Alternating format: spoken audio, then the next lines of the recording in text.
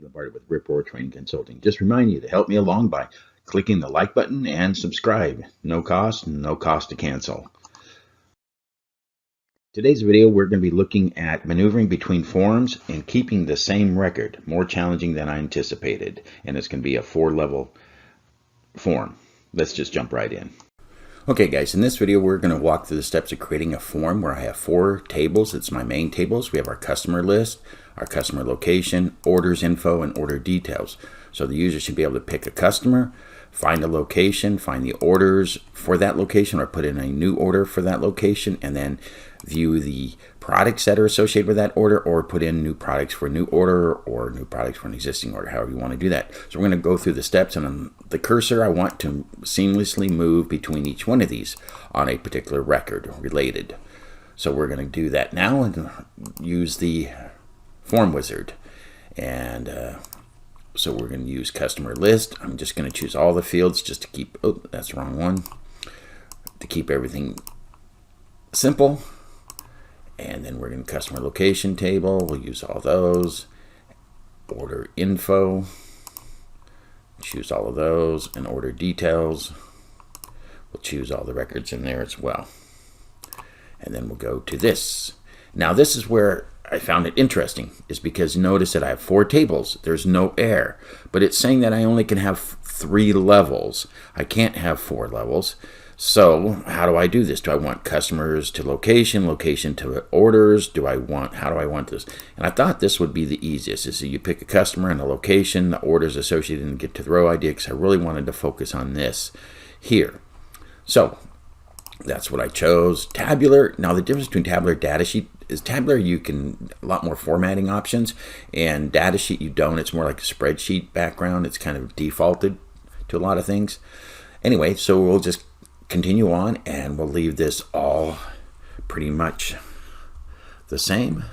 I'm just putting Q in here to know that these are all related, because I do have other forms over there with similar names, and this way I can pick them up all together without having to open and close them.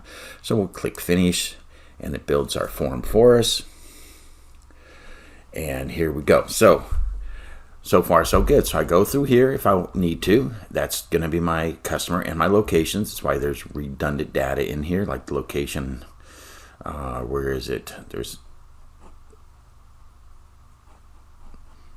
actually, oh, there it is, customer ID. That's redundant, that would be in the customer location table. Typically is this one. So we're over here, go to our fields, and then it jumps down to the orders for this particular location. What's exactly what you want. So if I change the location up top, it changes everything underneath, and that's what I want. Now the other thing is, I want it, let's say I want this particular, this one has more products. So let's say the order number 103982 has information that I want to edit. So I come over here, and or maybe it's a new order, regardless. I come over here and then I click out of that, and look what happens. It simply goes back. It stays in this form forever. So I want it to seamlessly go to here. And this is where the fun part came in, is that because I did some lookup on this. I actually spent a full day playing with this thing, and it was not easy. I tried multitudes of different things, and this is what I finally came up with. This is the final solution that seemed to work. Again, remember, I'm not a coder. I'm not an Access developer. I'm like you. I'm trying to get things to work. I'm like you, sitting in your office saying, I need to have a better solution than a big old fat spreadsheet. So this is my solution that works. Again, it could be modified as you go along and you become more sophisticated in your knowledge and your use of the product, but this is what works. So we're going to bring these out so we can see them. Okay, I'm going to get rid of these labels, give me more room, and then we'll move these over here. And we're going to do this in 2 phases. I'll show you the phases because I think it's interesting. Open this up a little bit more. Okay, so what we want to do is we want to, after we exit this field, we want to go down into this form. And after all the stuff that I looked up saying that you had to go from the subform to the parent form to this form, all sorts of crazy stuff. And I don't know what caused me to do it today, but I said, hey, let me try this. And it worked. So I'm going to say on lose focus, because that's what I want to do. The update didn't work. So on lose focus right here. We're going to just put in one line of code. Okay. Right here, one line of code. And we're going to say do command dot go to control and the control name. Now the control name is going to be the name of this form. And we can get that up. And there's the name of that form. Copy that, flip back, and that goes into quotes. So you can get away with a space in there. Okay? And that's it. I always try and save. I've been a big saver because things happen and you lose stuff so easy. So I always recommend saving. And I'm going to save that. Now let's see how that works. So I'm going to just save us a few clicks here. So we're in here, click, boom, and then we're in the shipping mode. When we exit, yep, it goes down here. But here's the challenge.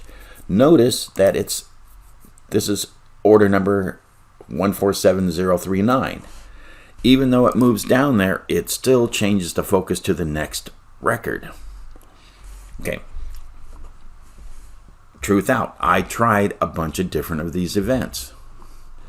Let me switch back to design view. So when you look on events, I tried a lot of these different events. I tried on enter, on exit, on lose focus, before update. I didn't want to do on click because, again, you may adjust it. Let's say I want to do it on change, but you may not change it. So I wondered what to do. How do I get it not to lose focus and stay on the same record? So I finally came up with this pseudo idea. Is I decided to add another field into my form. Okay. You're saying, well, how's that help? Well, let's take a look at something. It doesn't change focus until it leaves the last field on the form for the particular record, okay? So, I'm going to put this here, but I'm never going to go to it. And check this out. We're going to have, it's a tab stop. It's going to be not locked. It is going to be visible, but I changed something on there. It says, where is it? Solid line, border style. And I'm just going to say transparent. So, in a sense, this is here, but it's not here. You can shrink it down as small as you want. Put it right in there. And then what happens is it has this field to go to, but it doesn't go to it. It flips down here. Watch this. So I'm here, there. Nothing changed. Nothing to see over here. It automatically kept the focus of where it's supposed to be. So that's the idea. And I just wanted to share that with you because if you have the same issue I did, that you're trying to get the cursor to move to the corresponding record and it changes, or you didn't have an issue and you looked it up on the web like I did and it told you to bounce it all over the place, it's as simple as just doing what I did. You can bounce back and forth. All you need to do is name the form and it goes to it. And this is Office 365. I don't know of previous versions. Maybe that's why they did that, is that they corrected it. So that way it works. But this also led me to the solution that I'm going to do in the next video, where what I decided to do is that this was, kind of hairy-carry. There's a lot of information here.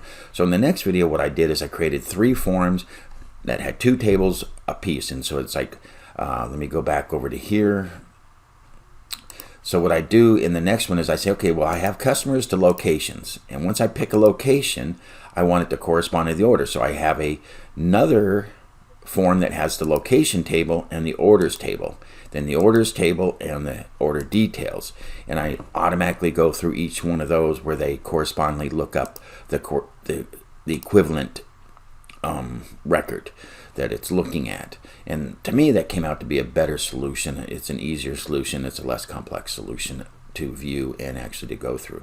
So we'll do that next time. We'll see you then.